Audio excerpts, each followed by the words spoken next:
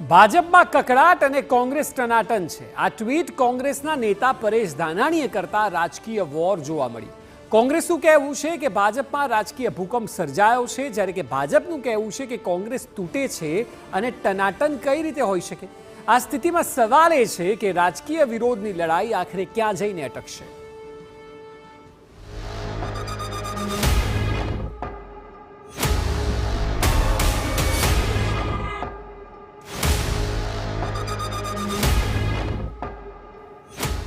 જેમ જેમ ચૂંટણી નજીક આવી રહી છે તેમ તેમ ભાજપ અને કોંગ્રેસ એકબીજા પર કટાક્ષથી લઈને પ્રહાર કરી રહ્યા છે। ક્યારેક પક્ષપલટુ નેતાઓને લીધે તો ક્યારેક કાર્યકર્તાઓની નારાજગીને લીધે, પરંતુ રાજકારણ રોજ ગરમાય છે।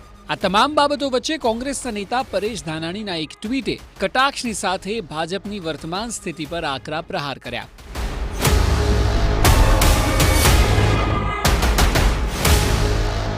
ભાજપમાં અસંતોષ પર કોંગ્રેસનો પ્રહાર।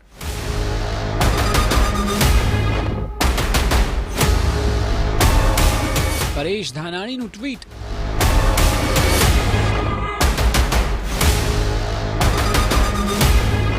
કમલમમાં કકડાટ, કોંગ્રેસ ટનાટન।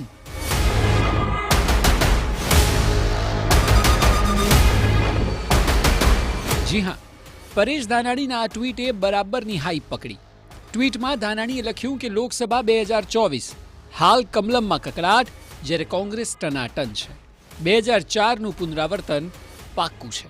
આ ટ્વીટ કરતાની સાથે સમાચાર માધ્યમોમાં પણ તેની નોંધ લેવાની શરૂઆત થઈ। જો કે એક રીતે આ ટનાટનવાળા ટ્વીટે રાજકીય તરખાટ પણ મચાવ્યો છે। પરેશ ધાનાણીના સમર્થનમાં લલિત કગથરા આવ્યા અને તેઓએ તો ભાજપમાં ભાંજગડ નહીં, ભૂકંપ હોવાની વાત કરી। ભારતીય જનતા પાર્ટીને બબે ઉમેદવારો સંસદના બદલાવવા પડે છે। તાલુકા પંચાયતને જિંદગીમાં નથી બદલાવ્યા, એ સંસદના 2 ઉમેદવારને બદલાવવા પડે છે। એ જ બતાવે છે કે ભારતીય જનતા પાર્ટીમાં કકડાટ નહીં પણ ધરતીકંપ છે। જે રીતે આયાતી ઉમેદવારોને ટિકિટ આપી દીધી 5 ધારાસભામાં, તો શું બીજા બધાને રામધૂન બોલવાની છે? શું બીજાને રાજકારણ નથી કરવાનું? શું બીજાને ધારાસભ્ય નથી થવાનું? ભારતીય જનતા પાર્ટીમાં જેને આખો જિંદગી પાથરના પાથરા જ ખુરશીઓ સાફ કરી છે, એ લોકોને ધારાસભ્ય નથી થવાનું? તમે એક બાજુ જવાહર ચાવડાને લઈ આવો, પાછી અરવિંદ લાડાણીને લઈ આવો, એટલે શું આ રમત બધે સહન કરી લેવાના છે? આવતા દિવસોમાં ભારતીય જનતા પાર્ટીમાં ધરતીકંપ જ થવાનો છે। તો આખા મામલે ભાજપના નેતા રાજુ ધ્રુવે ભાજપ વતી વળતો પ્રહાર કર્યો। તેઓએ કહ્યું કે આટલી ખરાબ પરિસ્થિતિ કોંગ્રેસની છે, એ છતાં તેઓ પોતાને ટનાટન કહે છે, તો પછી ટનાટન શબ્દનો અર્થ કોંગ્રેસ કદાચ સમજી જ નથી શકી।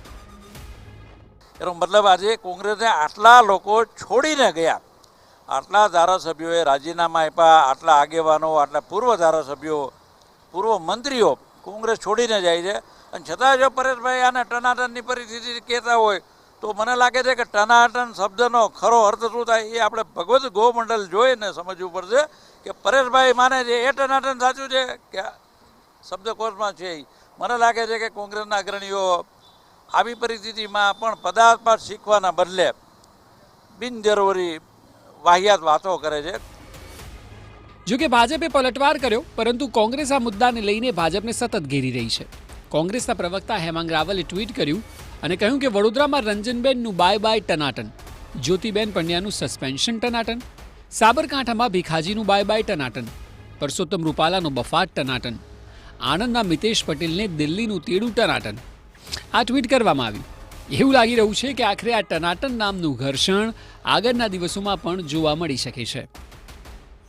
જો કે આખા મામલે આખરે રાજનીતિ કેમ થઈ રહી છે, તો તેનું કારણ એ છે કે કોંગ્રેસમાંથી અનેક નેતાઓએ પક્ષપલટો કર્યો છે। કોંગ્રેસને મોટું ડેમેજ ઇલેક્શન ટાણે થયું છે, અને ઉપરથી આ તમામ રાજનેતાઓને ભાજપમાં ટિકિટ પણ આપવામાં આવી અને પદ પણ મળી રહ્યા છે, જેને લીધે ભાજપમાં સતત આંતરિક વિરોધ વધી રહ્યો છે। જે નેતાઓએ પક્ષપલટો કર્યો અને જેને કારણે આંતરિક વિરોધ થાય છે, તેવા નેતાઓની જો વાત કરીએ તો પૂર્વ ધારાસભ્ય પોરબંદર અર્જુન મોઢવાડિયા, ચિરાગ પટેલ કે જેઓ ખંભાતના પૂર્વ ધારાસભ્ય, સીજે ચાવડા કે જેઓ વિજાપુરના પૂર્વ ધારાસભ્ય, અરવિંદ લાડાણી કે જેઓ માણાવદરના પૂર્વ ધારાસભ્ય, ગોવા રબારી કે જેઓ ડીસાના પૂર્વ ધારાસભ્ય, બાલકૃષ્ણ પટેલ કે જેઓ ડભોઈના પૂર્વ ધારાસભ્ય, ચિરાગ કાલરિયા જામજોધપુરના પૂર્વ ધારાસભ્ય, નારણ રાઠવા છોટાઉદેપુર પૂર્વ સાંસદ, અમરીશ ડેર જેઓ રાજુલાના પૂર્વ ધારાસભ્ય છે. આટલા નેતાઓના પક્ષ પલટાને લીધે કોંગ્રેસ બરાબરનું અકળાયું અને મુદ્દો ભાજપમાં કાર્યકર્તાઓના રોષનો બહાર આવતા જ કોંગ્રેસને ભાજપ પર પ્રહાર કરવાનો મોકો પણ મળી ગયો.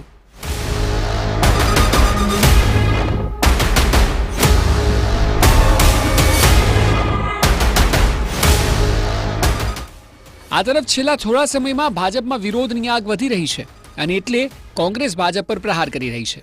ભાજપમાં આ જ પ્રકારના ભાંજગનની વાત કરવામાં આવે તો વડોદરામાં ભાજપના નેતા જ્યોતિ પંડ્યાને સસ્પેન્ડ કરાયા.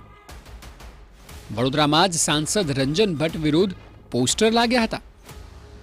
વડોદરામાં રંજનબેનની ઉમેદવારી પોસ્ટર બાદ પરત લેવાઈ હતી તો વડોદરામાં જ સાવલીના એમએલએ કેતન ઇનામદારે રાજીનામું ધરી દીધું.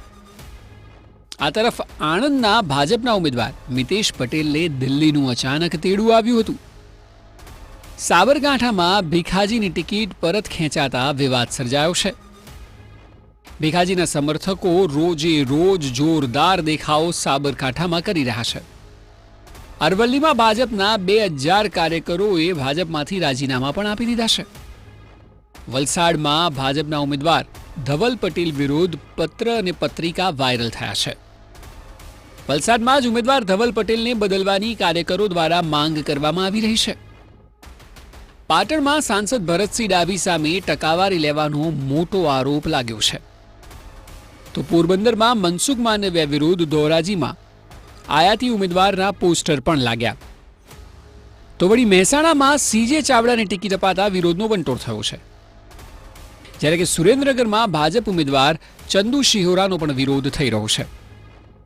ચૂંટણીનો સમય છે અને એટલે ક્યાંક કોંગ્રેસને ડેમેજ તો ક્યાંક ભાજપને આંતરિક ડખો નડી રહ્યો છે. આ સ્થિતિમાં સવાલ એ છે કે આ રાજકીય પ્રહાર આખરે ક્યાં જઈને આગામી દિવસોમાં અટકશે? શું વર્તમાન સ્થિતિ અને તેને લઈને ગરમાતું રોજે રોજનું રાજકારણ આખરે કોઈ પાર્ટીને નફો કે નુકસાન કરાવી શકે ખરા? એક મોટો સવાલ, પરંતુ વિચારવા લાયક ચોક્કસ છે.